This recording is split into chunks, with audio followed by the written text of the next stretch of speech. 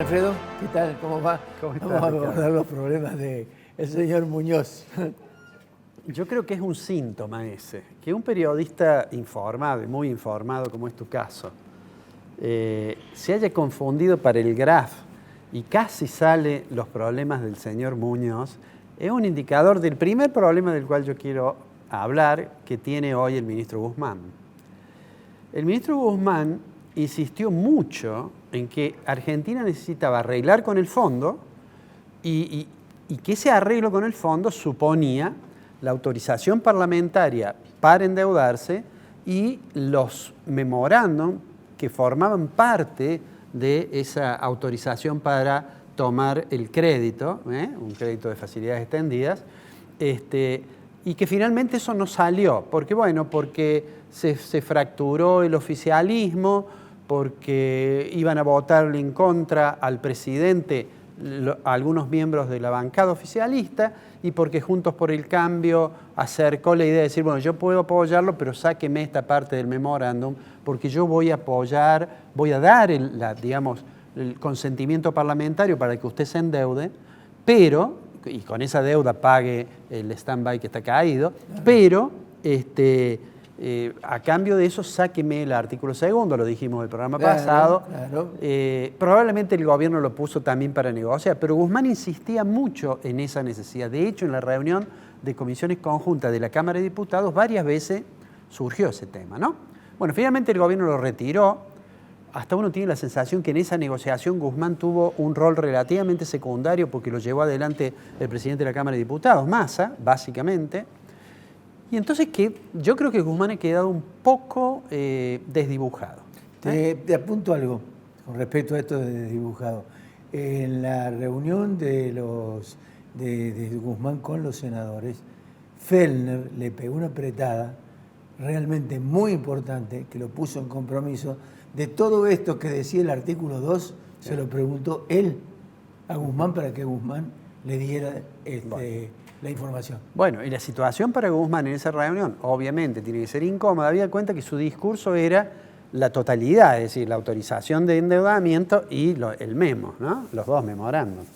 Entonces, por eso, digo, es un síntoma esto que Fonseca haya confundido Guzmán con Muñoz. Pero vamos a los problemas de Guzmán, ¿no? Bueno, el primer problema, obviamente, tiene que ver con la declaración del presidente de hoy. Sí. Nosotros, digámoslo, estamos grabando 14:40. Dentro de un rato, a las 16, se va a conocer el índice de precio del consumidor a nivel nacional, sí, que va a dar el INDEC. Y que todo el mundo dice, bueno, va a estar de nuevo cerca del 4.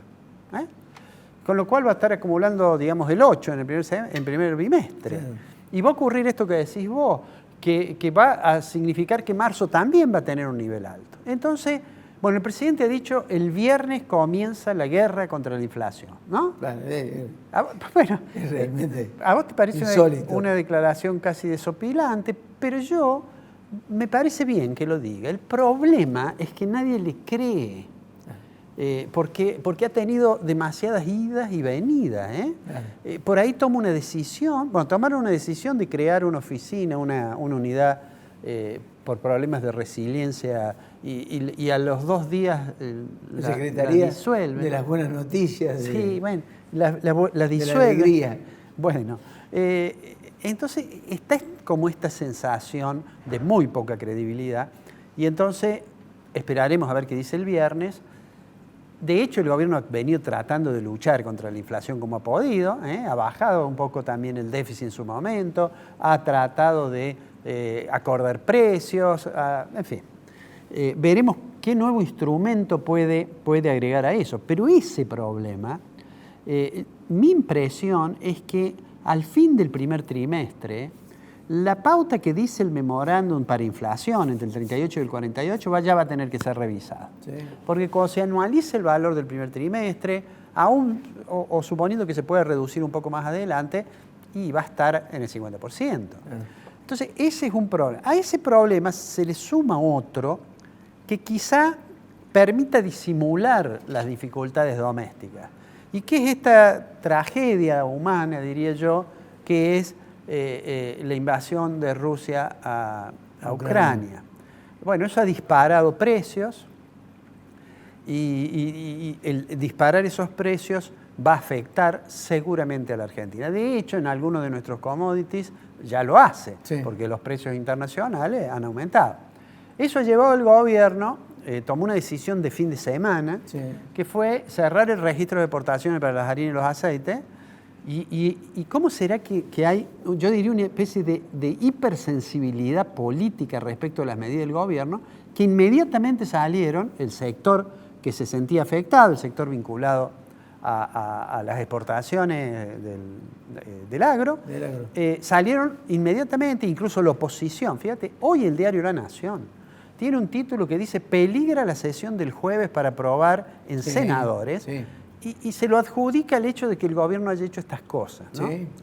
Yo no sé si eso es así, porque bueno, finalmente puede ser que sea un rumor, y bueno, pero lo que sí es cierto, que en medio de una situación tan delicada, cualquier decisión que tome el gobierno da la impresión que los sectores están muy atentos a reaccionar contra eso.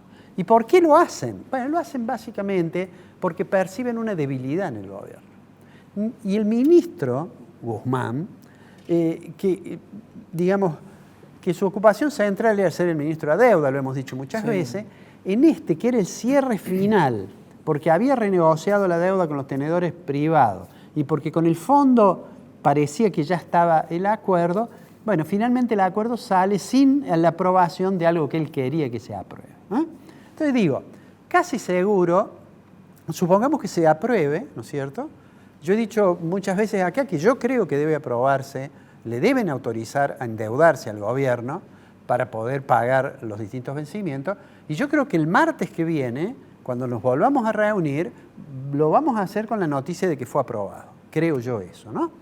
Y es más, deseo que así sea.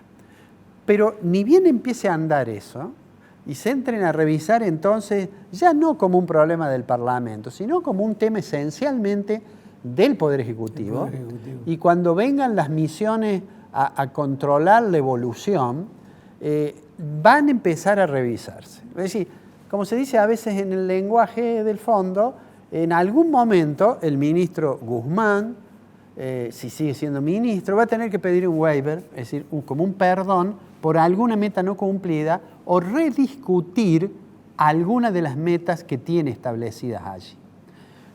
Va a tener un argumento que yo creo que lo va a utilizar, y es decir, bueno, miren, la guerra ha significado un cambio en las condiciones internacionales importantes.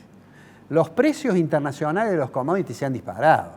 Entonces eso le va a dar argumentos para el pedido de ese waiver que yo creo que es inevitable. Es inevitable. Dice que ya lo va a pedir. Y va a tener que hacerlo. Dice que ya lo va a pedir. Entonces, digo, si nosotros nos paramos, y insisto en esto, estamos grabando 14:45, dentro de 1 hora y media sale el índice de febrero y los titulares de mañana van a decir: el presidente por algo dijo que empieza la guerra, aunque nadie le crea, contra la inflación, porque los 2 primeros meses ya dan un valor que por más que se morigere un poco, va a terminar por encima de la pauta que está en el memo, que es del 38 al 48.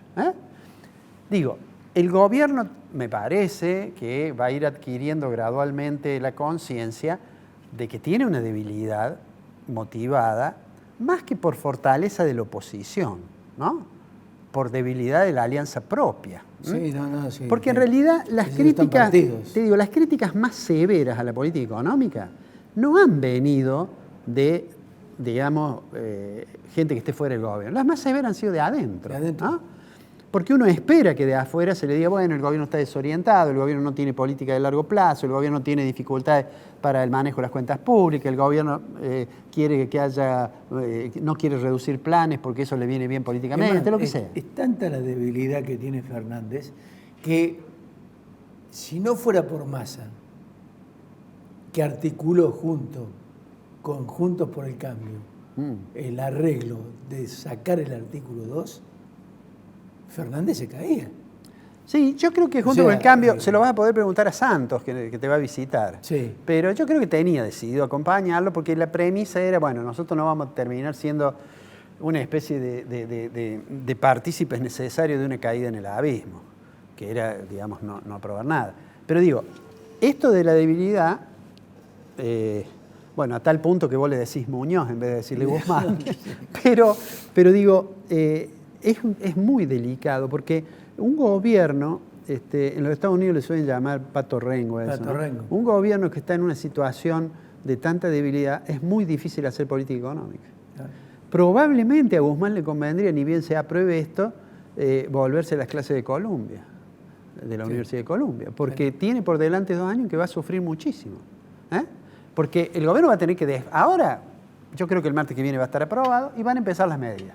Así como se aumentó el combustible, el 9%, dice, bueno, mira lo que pasa con el trigo, hagamos esto, mira lo que me pasa con las harinas, tomemos medidas tributarias, la gente reacciona y qué sé yo. Digo, tenemos, y vuelvo a insistir en lo que decía antes, en los programas pasados, tenemos por delante 2 años singularmente complicados. Complicadísimos. Como si eso fuera poco, la tragedia de Ucrania nos va a terminar afectando. Me agrega. Nos vemos la semana que viene. Ok. Preguntale a Santos cuando venga. Sí. Preguntale si se acuerda cómo se llama el ministro de Economía, a lo mejor le dice Muñoz, pero no, preguntale si ellos tenían decidido antes ya aprobar el endeudamiento. Le pregunto.